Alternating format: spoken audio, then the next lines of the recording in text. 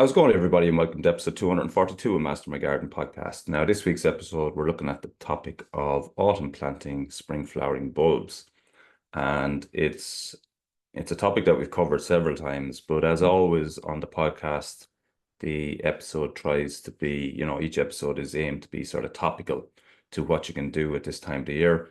And then obviously afterwards, maybe get some inspiration and take action within your own garden. And yeah, this is the time of year when we plant bulbs. And I suppose I've said it before on the podcast, but there's very few things, in gardening that give you such a reward for such little effort. They really are, they're superb. So anyone that doesn't grow bulbs, essentially spring flowering ones you plant at this time of the year. And then in the springtime, in a lot of cases, you actually forget they're there. You forget that you've done anything with them. You just get them now, you plant them. And then there's months go by where there's nothing to see, nothing to view. And then in the springtime, they start to peep up. And then all of a sudden, you have this flush of flower that typically comes at a time of the year when everything else is looking quite drab and dreary. And it really does cheer you up.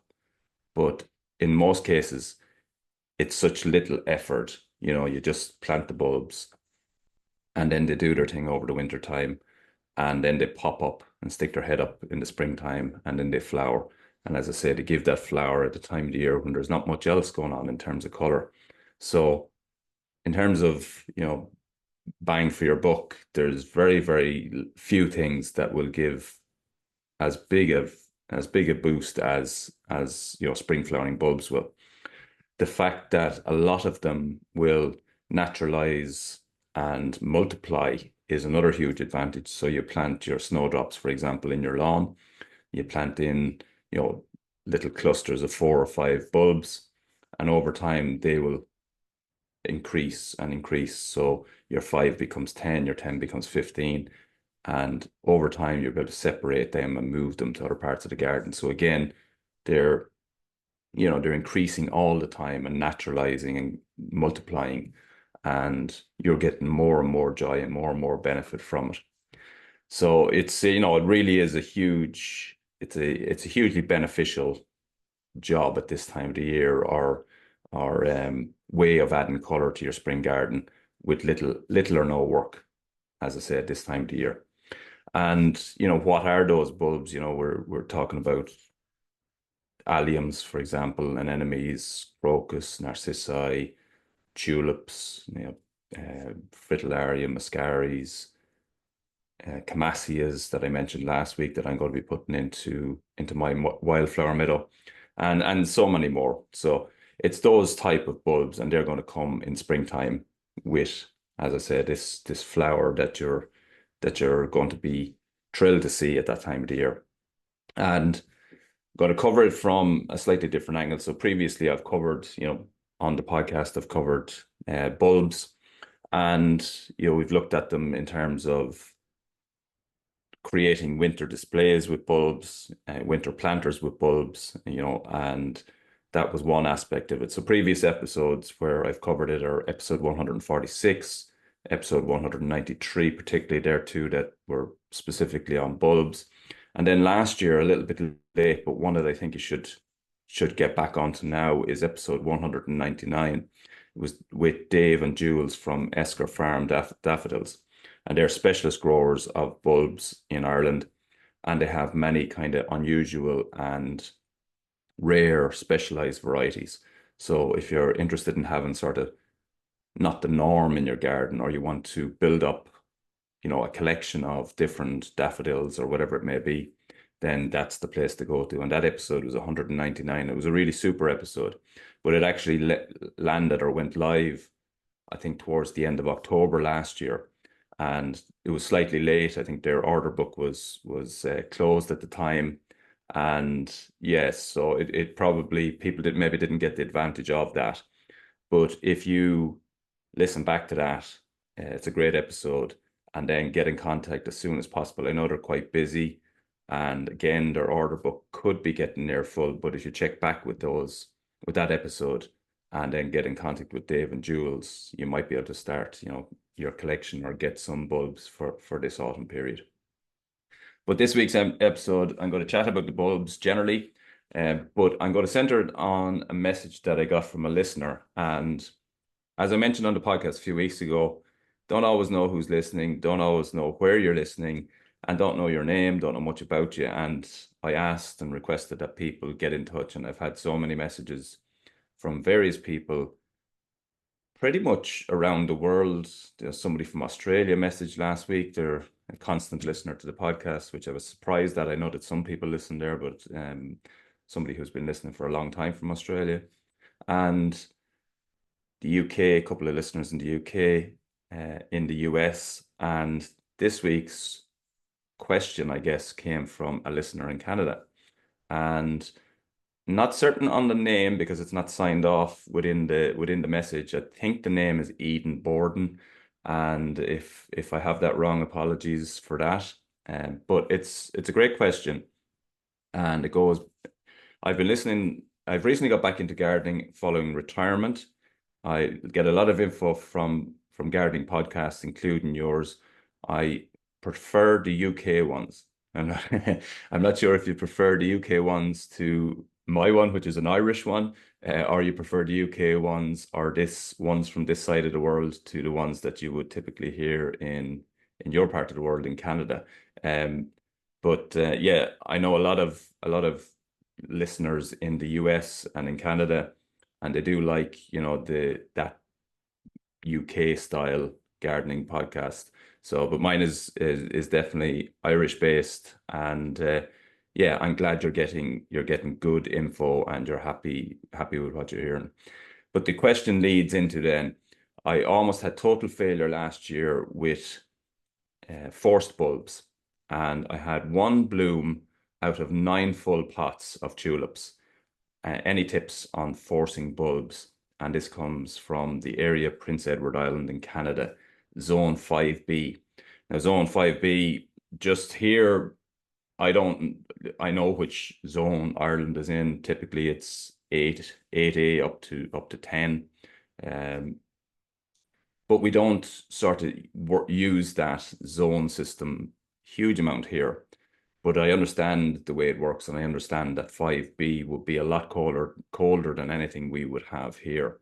So I'll try and make it relatable, but really where you're growing it, I won't say it's irrelevant. It is totally relevant, but in order to be successful with forced bulbs, there's a sort of set of principles or a set of ideas that need to be followed in order for it to be successful. And just to go back to your specific one bloom out of 9 full pots, like that is not success anyway, as you've said, and it's a pity when something like that happens. Having said that, I haven't really, now maybe things are different, in your zone, and maybe that is something that works locally, but I haven't never really seen tulips being successful in terms of forcing. So I'm not saying it can't happen because, again, as I say, I don't know your area extremely well, but I've never seen tulips as a successful forcing one. So the idea of forcing, and for anyone that's listening that doesn't understand what forcing is or doesn't know what forcing is, essentially what you're doing is all the bulbs that you plant at this time of the year, you plant them in the ground or you plant them in pots. And obviously, once they go into the ground or into pots, they enter darkness because there's no light on them anymore from being planted. And that's one element of it. The next element of it is that they need a period of cold. Now, in nature, whether that's in Ireland or Canada or UK or US or wherever you're listening, um, that will happen naturally. And the reason I find forcing bulbs a little bit finicky is that in nature, you plant your bulbs, and the weather cycles are different year to year. The periods of cold, the intensity of that cold, the increase in temperatures as you move through the winter can vary and does vary almost every year, and month to month can be very, very different. And that means that the forcing of bulbs is you're trying to replicate that, and you're trying to get timing right. Typically, people are trying to get, these bulbs flowering for Christmas. And it can be very successful with some of them, but it's not an exact science, and it can be a little bit, it can be a little bit tricky. Even the most experienced, and I've never done this. I don't do it. I find things like that a little bit too finicky for my liking. I'm a bit I have less patience, let's say. So I like to stick it in the ground and then wait for it to come, but I'm not watching it or anything like that. I just stick them in and I know they're going to come at some point in time. So when you're forcing, you're looking for a specific outcome on it, more or less at a specific time, and that can be where it gets tricky. And each individual type of bulb that can be successful with forcing can need different periods of cold. It can vary slightly, it can even have hyacinths, for example. You might have a certain size of bulb, a really big one or a really small one. And again, they could need sort of different lengths of cold. And this is where it can get tricky. So if you're not really hung up on when you need that flowering, or if you're happy that it's going to flower at some point, then typically they will be successful. In terms of the tulips, as I say, I've never seen those to be very successful. So let's look at the principles of what you need to force bulbs. So bulbs in general, whether we're forcing or not, they do not like being sitting in water. So what you're looking for is you're looking for drainage all the time. So even if you're planting out into the open ground, we're not talking about forcing, but if you're planting out into the open ground, make sure you're not planting bulbs into waterlogged soil. They will not survive. They'll rot over the winter, and then you'll wonder why they haven't come up. So always into ground that is relatively free draining. If you're going into pots, again, you're mixing potting grit with it because again, they don't like sitting in water. So the more drainage that you have in your growing media, the better. So specifically in relation to forcing, we're looking to mix potting grit, or some sort of coarse sand through your growing media, and make sure that compost is really, or that growing media is really free draining. That's point number one. Point number two is you plant them and then you try and replicate the cold that they would experience in a typical winter. Now, what you're looking for, and as I say, it varies slightly depending on bulb size. It varies slightly depending on the type of bulb that we're talking about.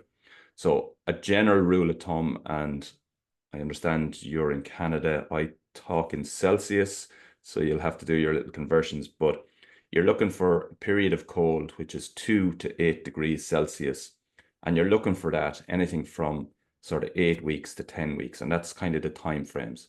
So in terms of winters, I do know that at zone 5B in Canada, your temperatures are going to drop a lot lower than that naturally outside. So that's not ideal. So it can be replicated in, your fridge if somebody doesn't mind pushing across the cheese or the vegetables for the week and leaving this in here for a little bit of time if someone doesn't mind that. And it will be consistent in that way. So sometimes, forcing, if you get that consistency of temperature, then it's a lot easier to get your forcing right. It's when you get these variances that the forcing, especially if you're looking for forcing with a specific outcome in terms of flowering date, then that can get tricky. So at that point, you need to get them somewhere cold. The temperature needs to be, as I said, 2 to 8 degrees, and for a period of about 8 to 10 weeks. At that stage then, so you'll have potted them into your little pots. Then that needs to be made cold into that period, 2 to 8 degrees for 8 to 10 weeks. And then at that stage, you take it out and you get warmth into it, which is, replicating what you would typically start to feel and see in the springtime. And then you get your tips bursting up quite quickly, and then your flower following on after that. And as I said, tulips, to the best of my knowledge, are not hugely successful for forcing. As I said, maybe you guys in different parts of the world are able to be very successful with it, but I haven't seen that here. The main ones are hyacinths, crocuses, snowdrops, and muscari. There are others that you can try. Essentially, if you're able to replicate what they would experience in nature, then in theory you should be able to force most bulbs. But the most successful ones, the most consistently used ones are hyacinths, crocuses, snowdrops, and muscaris. And hyacinths particularly are probably the ones that's used most, and they seem to give the most consistent results. A lot of the time, the hyacinths that you can buy, and if you see them in the gift pack where you get the hyacinth bulb and the little glass vase, and they're what's called a prepared bulb. So in other words, when they land into the shop, they've already gone through that period of cold exposure. So they've been put into a fridge, most likely in Holland. They've been put into a fridge and then they've been put into this package. They're ready to go. They've got their cold period, and now all they need is the opportunity to grow.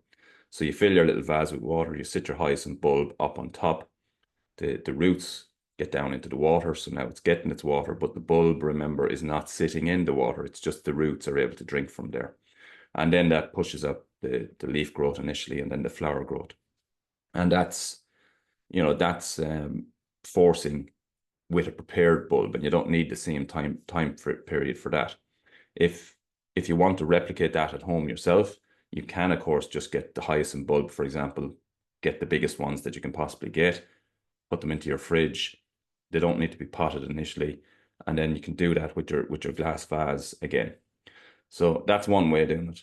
But the ones that are consistently good are hyacinth, crocus, snowdrop, and muscari. So let's say you are potting them on and you are going to replicate this period of cold yourself. You're not buying prepared bulbs. So what you do is you get your well-drained potting mixture, you pot your bulbs in, you give them a light water, and then you put them through the period of cold. You take them out of the cold, and then you bring them into that feeling of warmth, which you'll typically get in your house. What can happen at this stage is that in your house, you have the warmth, which is replicated in spring, but you're not getting the light levels. So make sure you're putting them in a place where they are getting as much natural light as possible.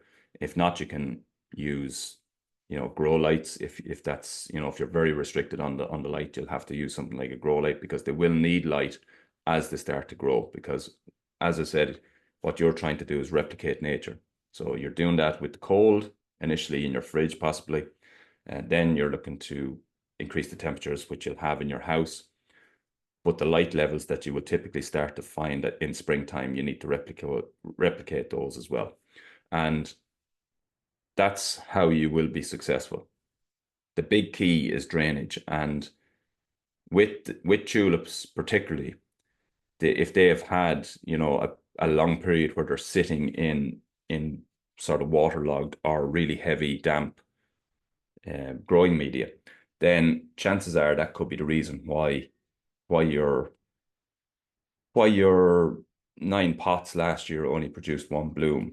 That's likely to be the case. Tulips are finicky anyway, as we know. We mentioned on previous episodes that tulips typically now are coming with diseases on them, and you'll see a lot of them. They're only lasting 1 year, and then they're kind of being discarded again. I personally don't think we should be planting massive amounts of tulips just for 1 year of color. There's too much energy, too much hours, too much travel going into it to produce a 1 year flower. So what you should be looking for is things like the species tulips, which will come back year on year. Try and buy ones that are going to naturalize, or going to spread, and then you won't be needing to replace or needing to do a complete new color scheme every year. I think that's really important. There is any amount of tulips. We've all seen the fairs and the big tulip festivals, and they're fantastic to look at. But it is, from a gardener's perspective, if you're, planting mass amounts of tulips in your garden for a window of color next spring, it looks fantastic, no doubt. But just think of I suppose, the longevity of it, or the sustainability of that. It's not very sustainable where they're being grown predominantly in Holland, going through a whole packaging process, a drying process, transport to your garden, then for a window of color that's, typically 4 weeks, 6 weeks, 8 weeks max, so you're not getting that real longevity in them, and it seems a huge amount of energy for a short window. So that's what you should be looking for, is sort of species or ones that will have longevity. Appledorn ones, they tend to come back and come back quite well, and then lots of the species ones as well. Just to have a look at the rest of the spring flowering bulbs. I hope that answered the question on the forcing. Try and replicate what would happen naturally in nature. In zone 5B, as I say, your temperatures, from what I believe, can get right down again in Celsius to -20 Celsius, which we would never see.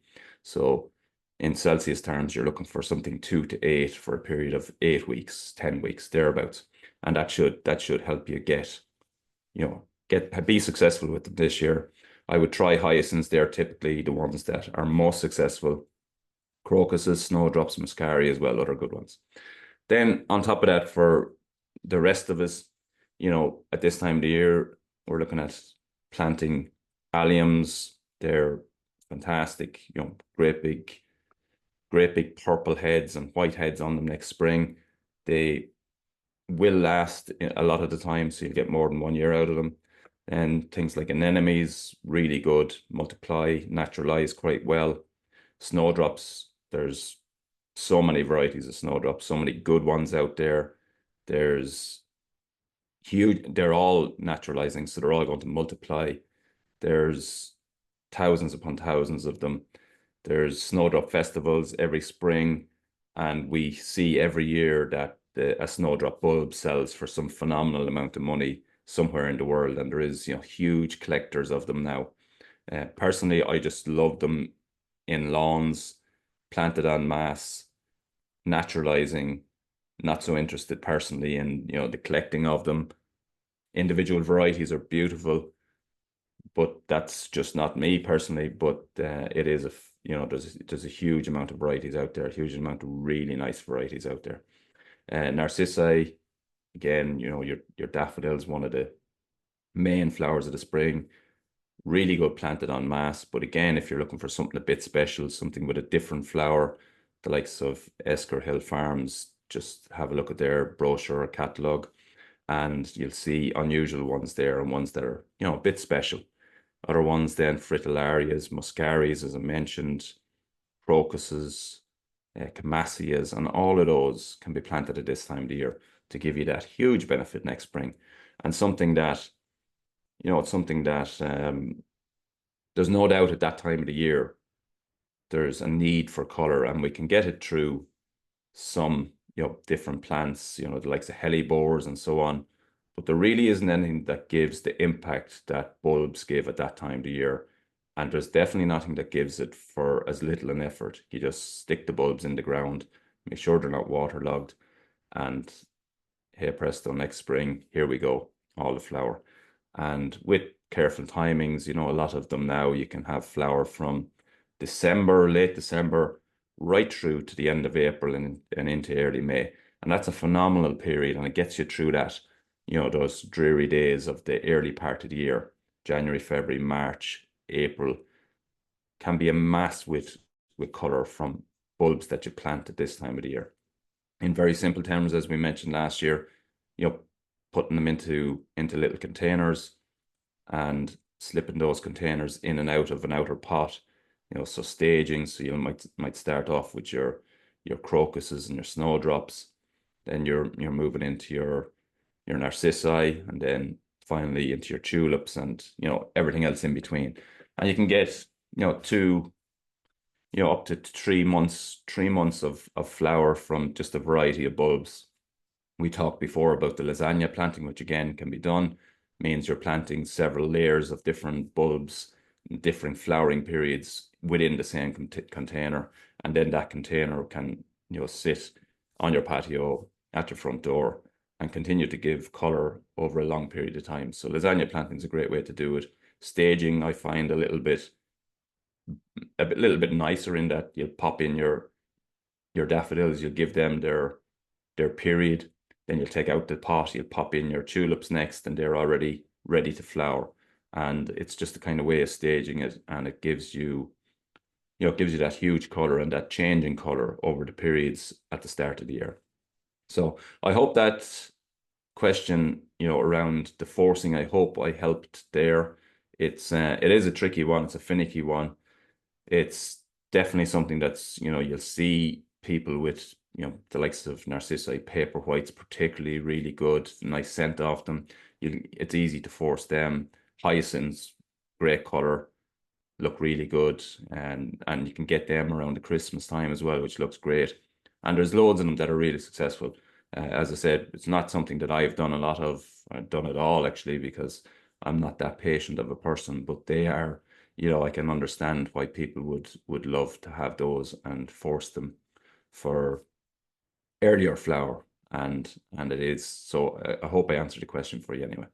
And if you're not interested in forcing, but you just want to make sure you have spring color, then get out now, get your bulbs and get them planted, because they'll reward you not just in the coming spring, but for many, many springs to come. And they'll give you lots of cheer when you're, I won't say least expecting it, because you will expect it because you've planted them, but they'll give you cheer and color at a time where there's very little else flowering. So I hope that helps. And lots of interesting episodes, as I said, coming up. A couple of good guest interviews in the bag. They'll be coming out over the next couple of weeks. But that's been this week's episode. Thanks for listening. And until the next time, happy gardening.